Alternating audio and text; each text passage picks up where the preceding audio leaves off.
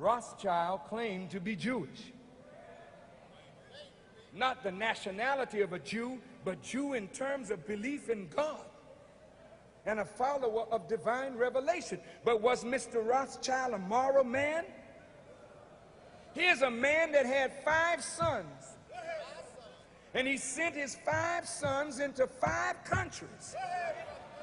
1 son went to England, 1 son to France, 1 to Austria, 1 to Italy, and another remained in Germany with the father. And from these sons and the money that these sons had, they worked and maneuvered and manipulated until they gained control of the central banks of England, France, Austria, Italy, and Germany.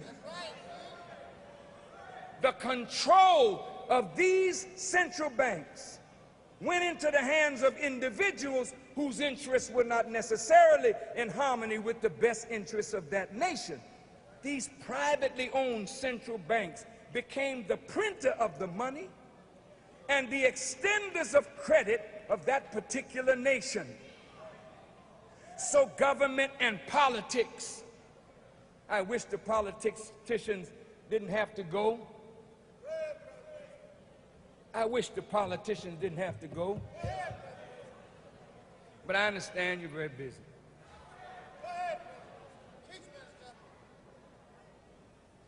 Government and politics in Europe was always controlled by the money interests. Wars were fought, and in order to fight a war, governments had to borrow money. They borrowed money from these central banks. The central banks waxed rich because they loaned money and charged interest, then took over when one side prevails against the other. And when governments could not satisfy the indebtedness, then some of the natural wealth of that country flowed to the bankers. They would loan money to both sides in the conflict because they really didn't care who won or who lost. I mean, it's hurtful, but a Jew, Rothschild, loaned money to Adolf Hitler. A Jew, Rothschild. God damn it, you better not open your mouth to call me no anti-Semite.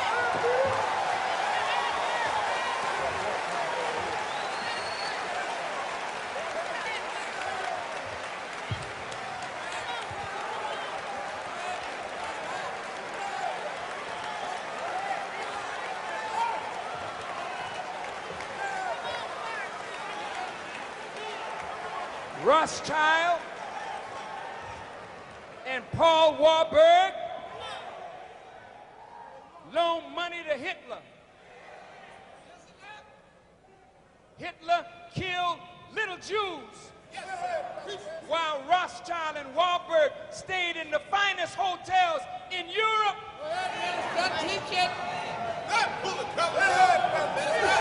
But damn it, if you can't call Rothschild anti-Semitic and Warburg an anti-Semite, then don't you open your mouth against me.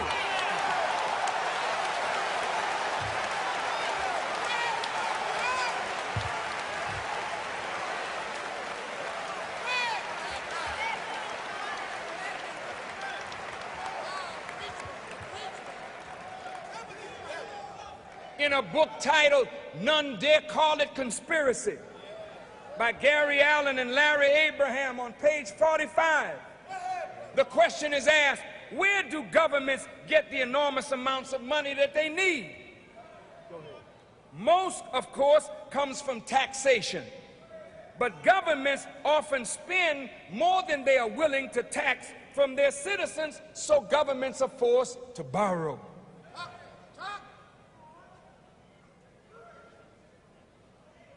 The public is led to believe that the government borrows from the people through savings bonds.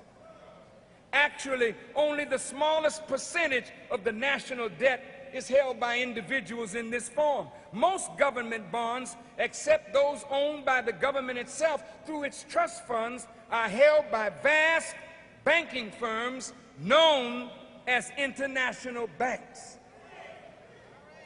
For centuries, there has been big money to be made by international bankers in financing governments and kings.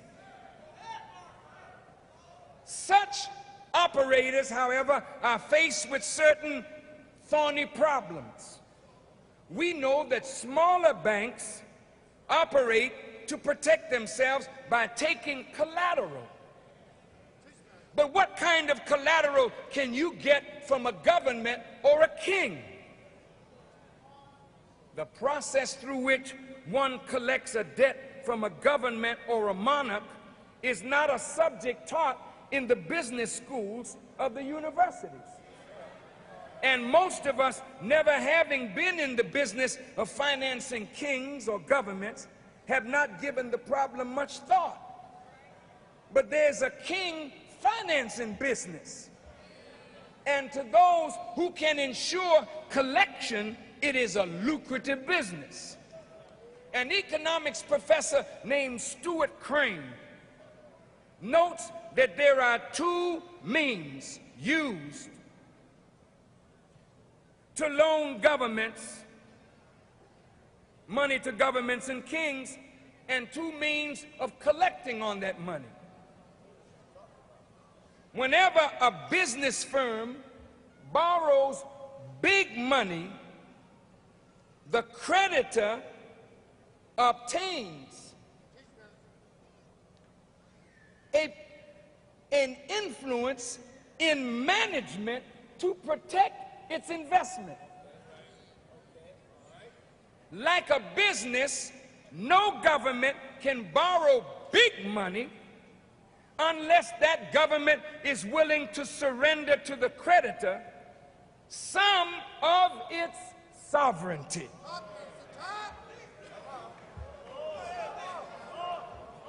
Certainly, international bankers who have loaned hundreds of billions of dollars to governments around the world command considerable influence in the policies of such governments.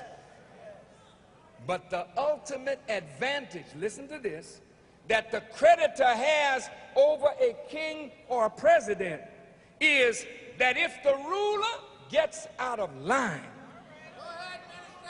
the banker can finance his enemy or his rival. Therefore, if you want to stay in the lucrative financing business of kings and governments, it is wise to have an enemy or a rival waiting in the wings to unseat every king or every president to whom you lend money. If the king doesn't have an enemy, you gotta be able to create one. Now I'm going to show you why America is in so much debt.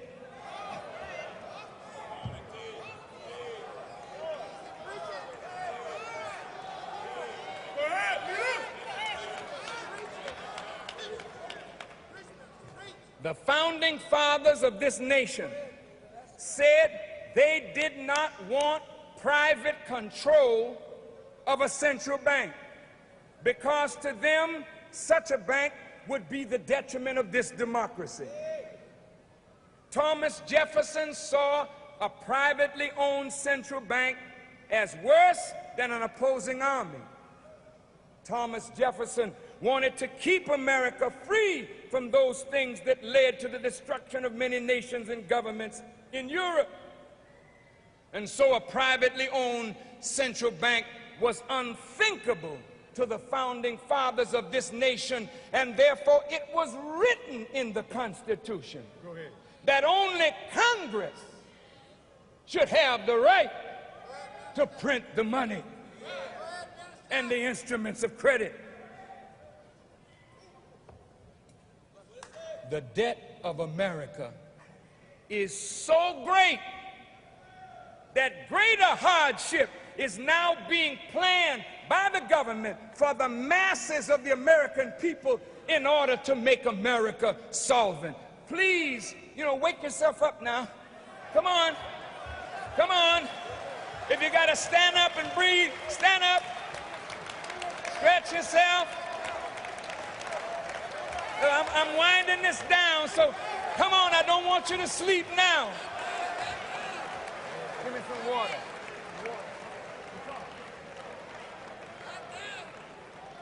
Are you all right?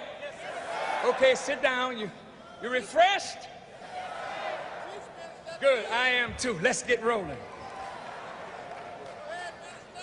The great sweep in the November elections that brought the Republicans into the control of the Senate and the House of Representatives and the majority of the governor's mansion of this nation sent a message to the government that the American people are greatly disturbed over the course of this nation, and they all are seeking change. The majority of the American people may not know what change they want, but they definitely desire change for the better. The Republican Party has come up with a theme. They call it a contract with America. This contract or agreement is to reform the government in such a way where great amounts of money can be saved, spending is to be brought in line, taxes are to be reduced. But this contract with America, to many seems, in gangster terminology, to be a contract on America, where the contract says the poor and the weak must be eliminated. There is no way that the Speaker of the House, Newt Gingrich, or Senator Dole, or the Republican Party can solve the problem of the tremendous debt of this nation without exposing the root of this problem and the conspiracy that brought America to her wretched debtor condition. Every home needs a balanced budget. A balanced budget means that we do not spend more than we take in or have debt greater than our ability to handle without over-borrowing that will destroy the economy of our homes. Serious financial problems are at the root of most of our domestic quarrels.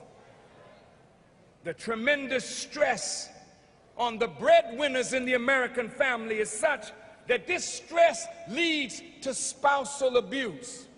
Women abusing the men, men abusing their wives, the abuse of the children, the breakup of the family. So balancing the budget at home is one of the keys to a stable family environment. Since this is so in individual homes, it is also true in the larger context, the country, the nation. The nation called America is going toward $5 trillion in public debt. This debt is so great that in order to balance the budget, such drastic cuts have to be made that the poor and the weak will suffer the most. So this contract with America is a contract on America's poor. Even the thought of raising the age level at which time the elderly will receive Social Security to 70 years of age is a sign that the Social Security of those who have paid into it is in deep trouble. The government, if it raises the age limit to 70, is betting that most of those who paid into this fund will never live to see 70 years of age, and therefore Social Security will not have to be paid. Thank you.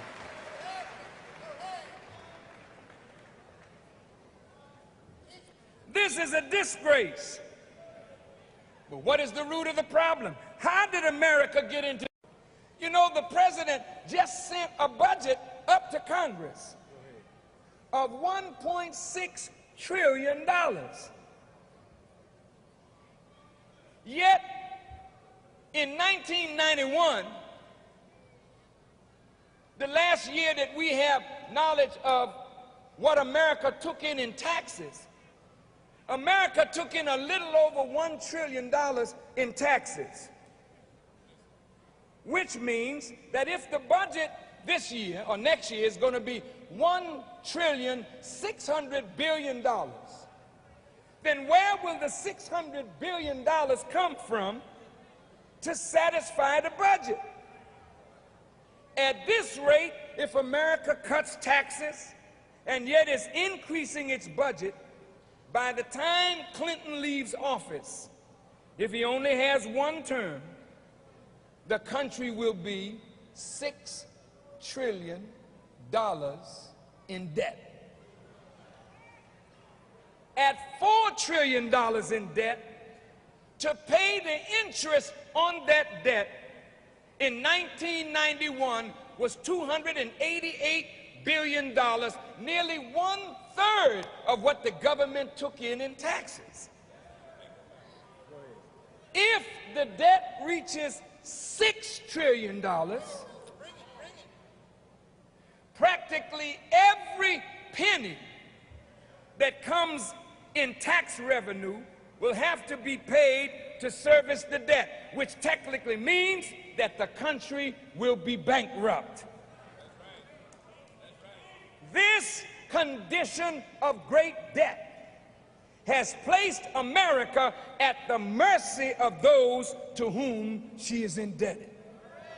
On page 47 of this same book, they dare call it Conspiracy, by Gary Allen and Mr. Abraham, it reads, listen, quote, since the keystone of the international banking empire has been government bonds, it has been in the interest of these international bankers to encourage government debt.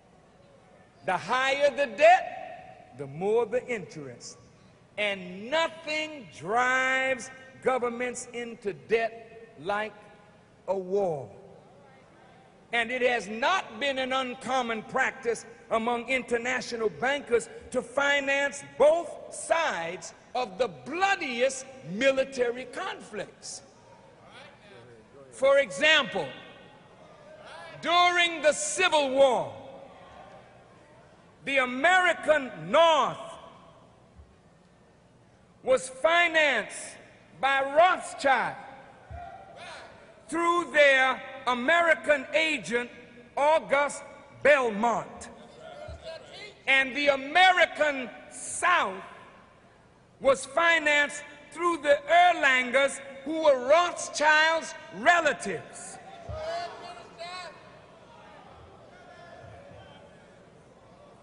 But while wars and revolutions have been used by international bankers in gaining or increasing control over governments, the key to such control has always been control of money.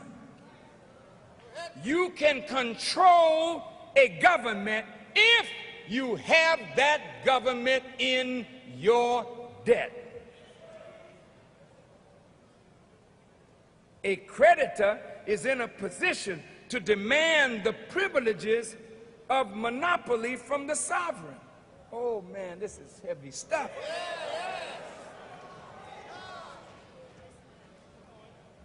Governments that are seeking money have granted monopolies in state banking, natural resources, oil concessions, and transportation to the bankers. However, the monopoly which the international financiers most covet is to gain control over a nation's money. Eventually, these international bankers actually owned as private corporations the central bank of various European nations. The Bank of England, the Bank of France, the Bank of Germany were not owned by their respective governments, as almost everyone imagined. They were privately owned monopolies granted by the head of state, usually in return for loans. Under this system, observed Reginald McKenna, president of the Midlands Bank of England, he said, quote, "Those that create and issue the money and credit direct the policies of government and hold in their hands the destiny of the people." Go ahead, Minister, go ahead. Now, most of you think,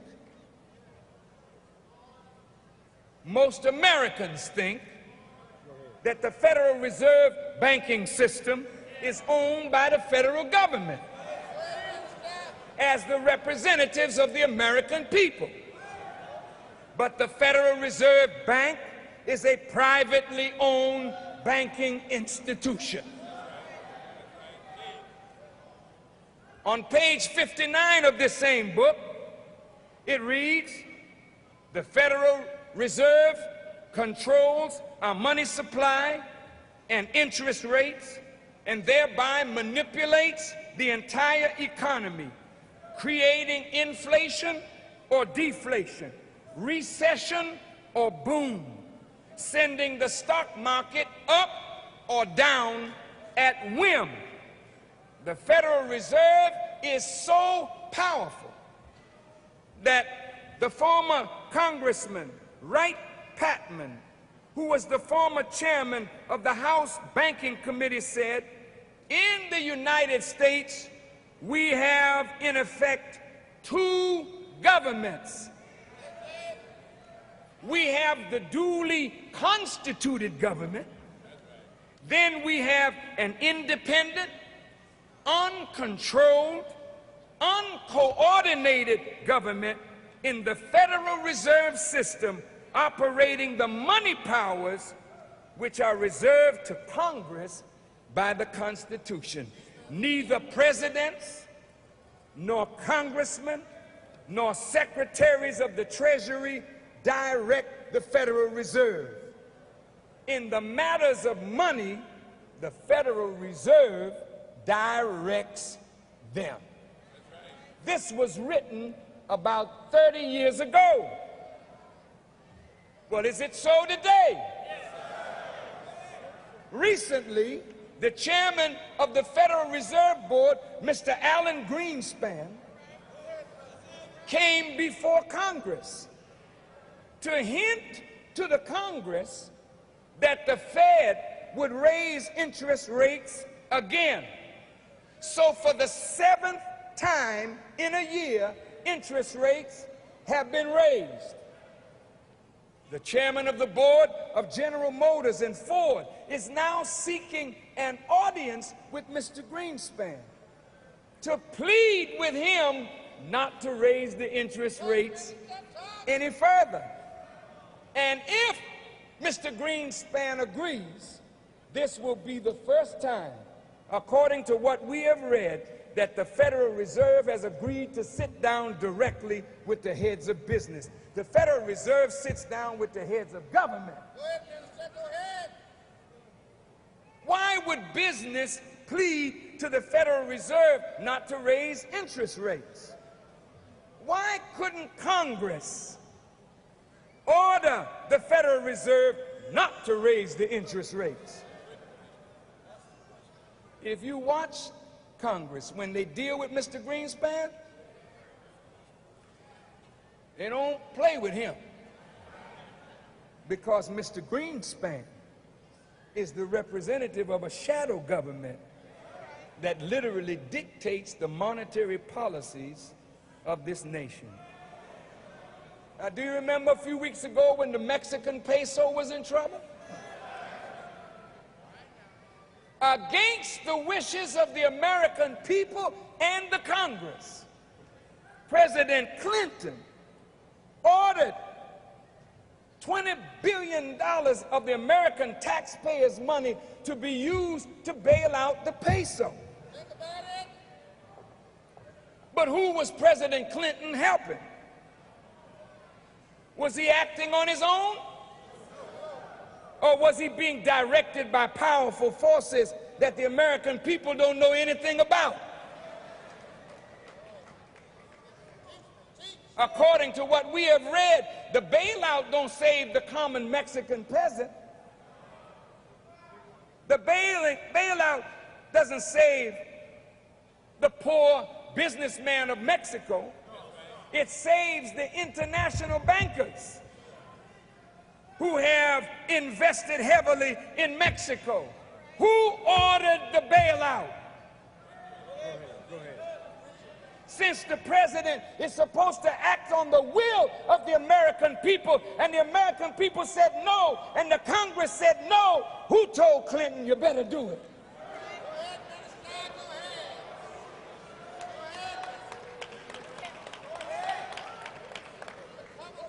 You know, the Honorable Elijah Muhammad told us that the Prime Minister of England may appear to be the leader, but he goes back behind the door to unseen forces that direct his motion. And believe it or not, so it is with the American president. The American people feel that voting for the president is voting for the man who has supreme power to direct the course of this nation for the next 4 years. But there's another power in America called the Federal Reserve that is a power unto themselves. How did the control of the federal banking system come into private control against the wishes of the founding fathers of the nation? And what was written in the Constitution, and what was the purpose of that? Have you noticed how politicians bow to people with money? Well, what makes you think that your vote counts?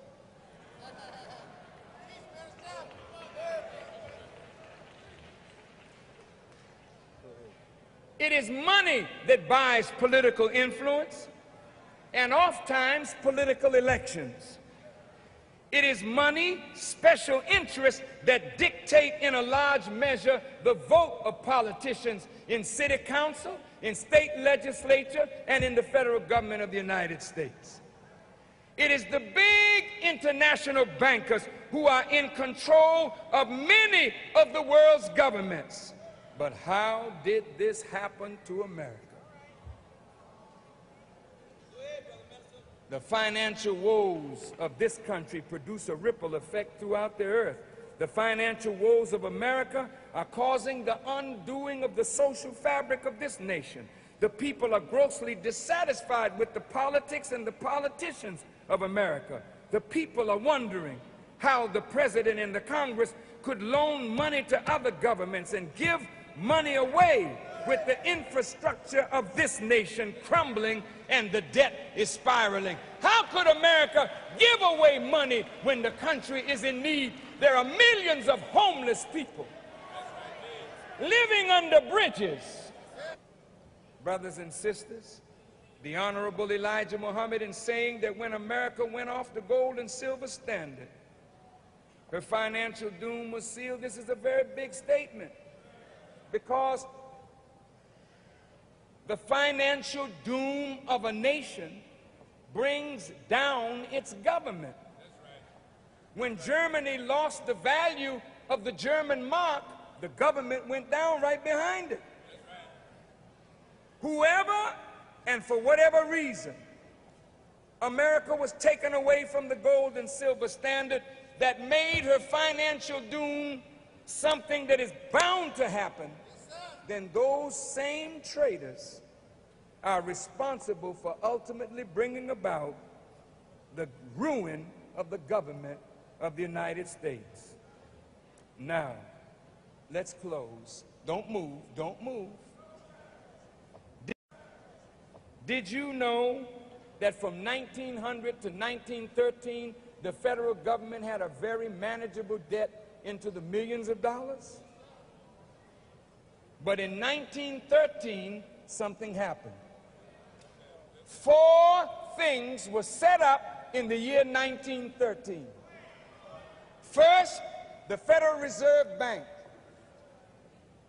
the IRS, the FBI, and the Anti-Defamation League of B'nai B'rith all were set up in the same year. Is that a coincidence, or is there a tie-in? I don't have time to go into all the details, but by the help of Allah, I'll do that in further writings if it is the will of Allah. But it's enough to say that two German Jews, Paul and Felix Warburg, and the international bankers of Europe wined and dined a senator named Nelson Aldrich, who was the maternal grandfather of Nelson Aldrich Rockefeller. And they wined and dined him for 2 years, showing him the central banks of Europe. Senator Aldrich came back to America and was given the job of being a part of the national study of the national monetary system. Nelson Aldrich, with Paul Warburg, had a secret meeting in Jekyll Island, Georgia, off the coast of Georgia. And in that secret meeting, what came out of it was the basis of the Federal Reserve Act. They tried to get it through Congress under the name the Aldrich Federal Reserve Act. But since Aldrich was so tied to the international banking system, the members of Congress under the leadership of President Taft, they voted it out. So they went back to the drawing board and they redid it. And they pushed it through on December the 22nd, 1913, just as Congress was about to break for the Christmas recess. Wanting to get home quick, they pushed it through. And the Federal Reserve Act became law. But in 1912, there was a great presidential election where William Taft was challenged in his own party by Teddy Roosevelt. Both Roosevelt was financed by some of these international bankers. They hated Taft for his derailing of the Aldrich Federal Reserve Act. So they wanted to get at Taft. But they felt that a Republican shouldn't bring this act before Congress. It would be better if it came through a Democrat. So they same bankers put money behind Woodrow Wilson. And Woodrow Wilson sold the American presidency to the international bankers. He was elected in 1912, and in 1913, the Federal Reserve Act became law, and the Central Bank of the United States was taken over by a group of private banking institutions. Then somebody else began printing the money. Like Rothschild said, he don't care who rules as long as he controls the purse strings. In 1913, America was not yet at war. In the last winter solstice of the 6,000-year rule of the enemy, America was betrayed by one of her presidents and one of her senators and one of her members of the United States Treasury. Go ahead, Minister.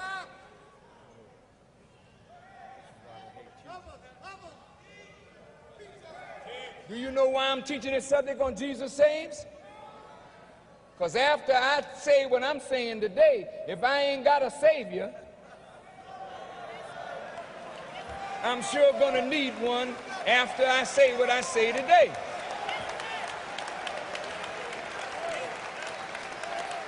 Let me just finish. Don't be frightened for me. You better be frightened for yourself. Because some stuff is going down in America right now as we speak. That all our lives are in danger right now. And I've got to sound the alarm, brothers and sisters. I don't care nothing about my life. It's your life that I want to save.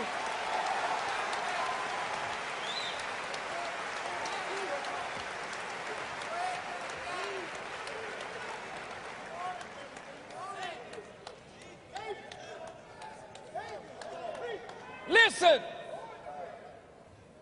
now that the bank that prints money is in the hands of private interests, the idea is to push up and inspire the government to borrow. How do you do it? Get America into war. The war in Europe started in 1914. And by 1917, under a lie about the Lusitania being sunk by German subs, the American people were called into a war to end all wars.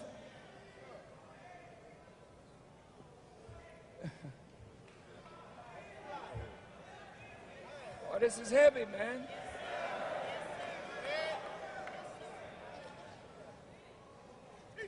I mean, you can't believe how wicked,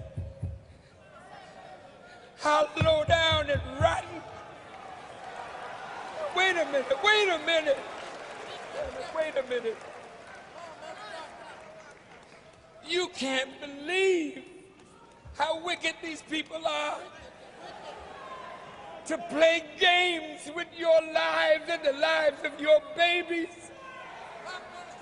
Create a war just to get more money, to charge more interest, and send your babies to die for bullshit.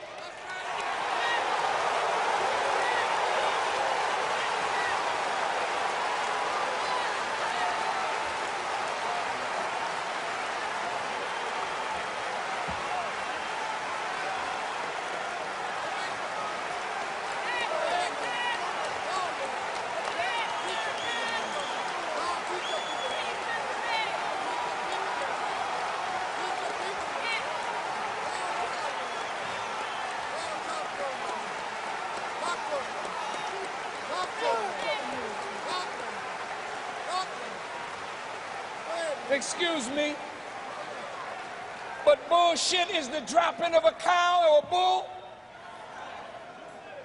It's BS, it's lies, it's deceit. And the American people went to war in 1917, and black people sued to become a part of the war. Because we didn't want to be left out of America, so America signed us up to fight the war. And black men died, but they don't know what the hell they were dying for, and neither did the white ones know what they were dying for.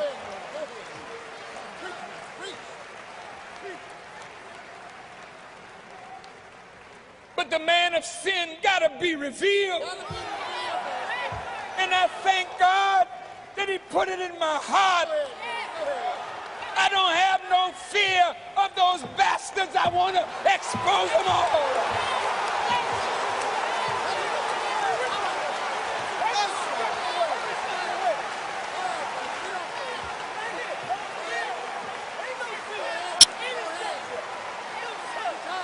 God is present.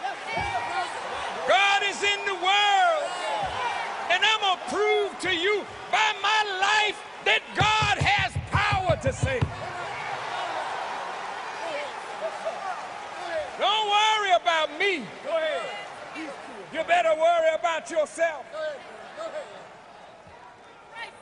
Excuse my language, but they are bastards. They're illegitimate children of God.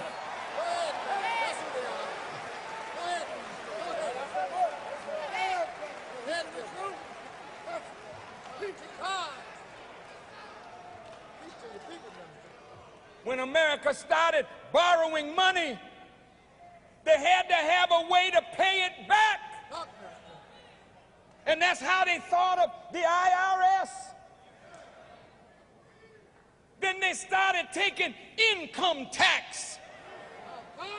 But by that time, the Rockefellers and the Carnegies had their money in trust funds, and they had found a way to get around paying taxes. But the taxes were for the poor and the middle class.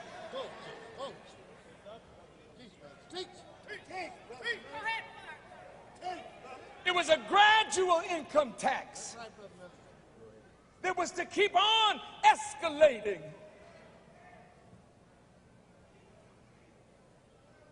And in the same year, the FBI was established. Come on, man. Come on. You think the FBI is out here to fight crime? Come on, man.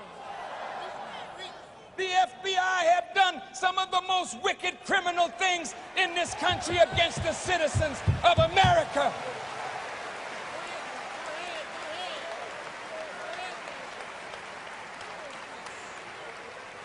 Who are you, Farrakhan? Go ahead. That you take on the unseen powers of the world to expose them to the light of day. Who are you? I say I'm your brother. I'm a servant of these two mighty men.